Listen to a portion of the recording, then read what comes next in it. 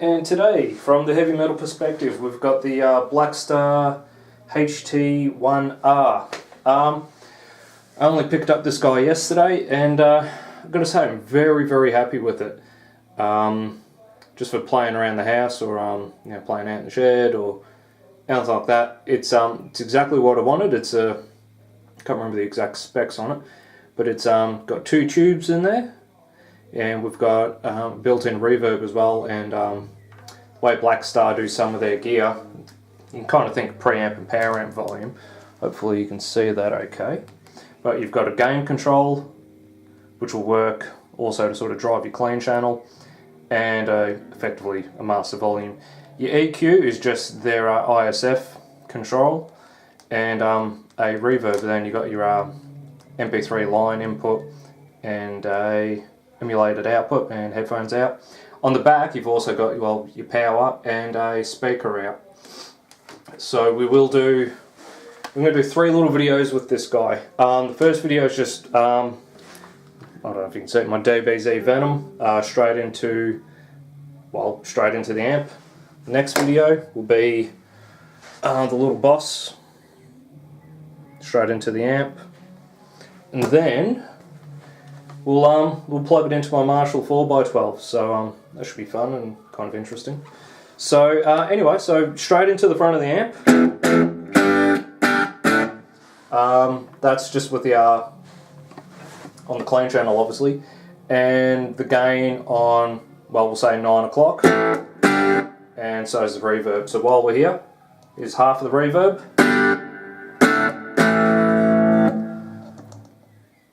3/4, plenty of reverb too. That's all the reverb. There isn't the amount of reverb in here that becomes just useless. It's plenty to be usable. So I'll bring that back down to 1/4. Actually, we'll go, say, 10 o'clock. Okay. One thing I do like about this amp, if you're an AC/DC fan, or you like perhaps that old school cranked up Marshall sound, you start turning up the gain control on the clean channel. Ooh, by the way, where is it? Seymour Duncan Invader in the bridge. So gain on the clean channel about 3/4, and that's with the volume on the amp at about 10 o'clock. We'll say 10 o'clock.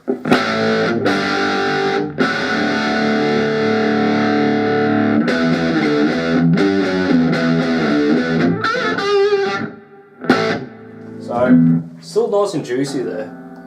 Gain all the way up.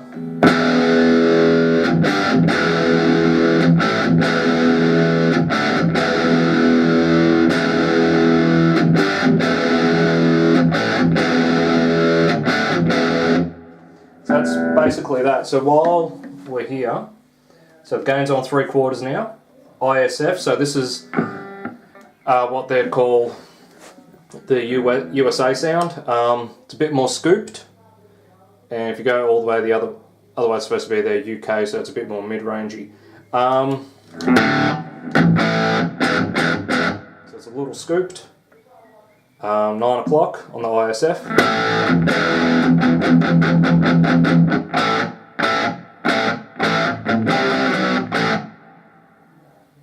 Halfway.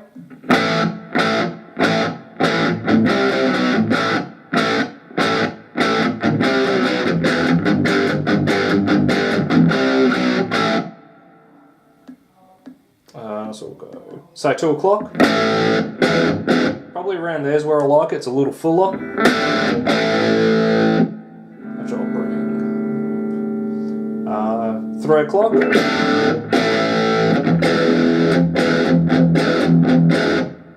All the way up.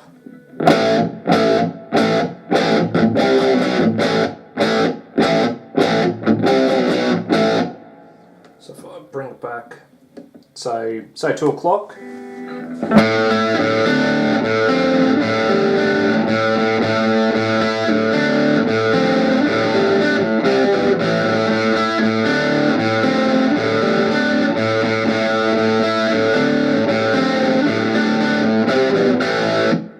one thing I do like about this. You'll really get the that Back in Black type guitar sound. It's pretty cool.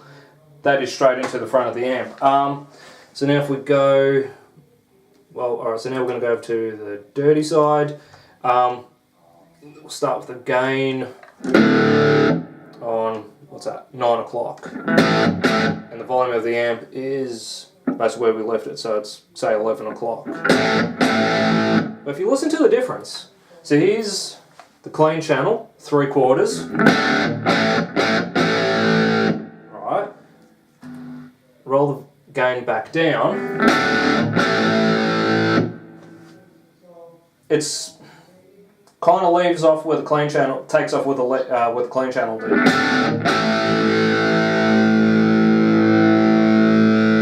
So the gain on half.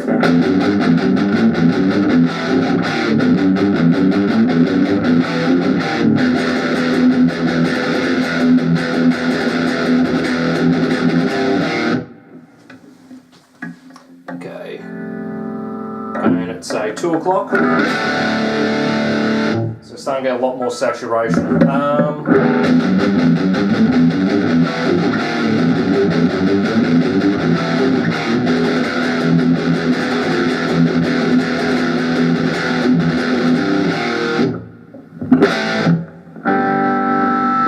So gain all the way up.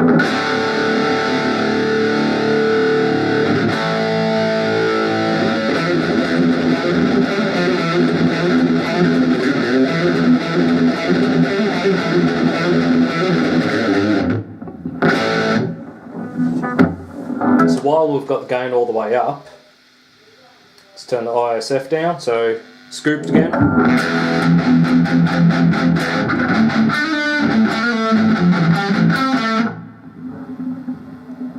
9 o'clock, same riff.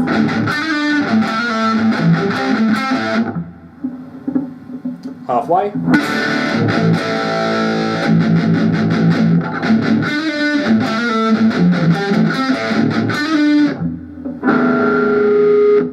So we'll say 2 o'clock.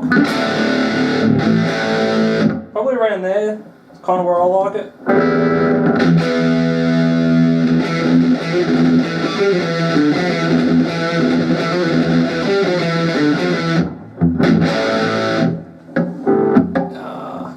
EQ, 3 o'clock, so a bit more mid-range. And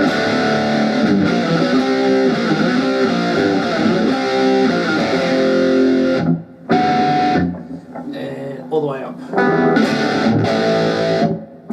It gets a little bit of a honky quality, which is kind of nice.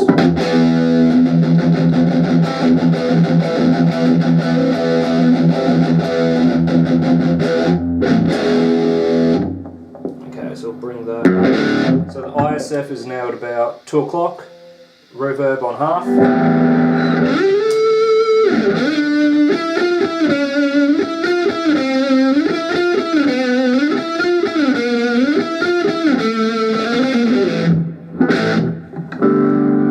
Reverb on 2 o'clock.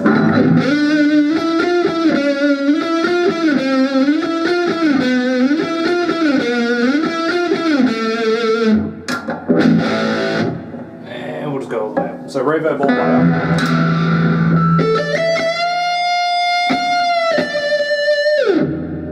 Heaps of reverb. Really cool stuff.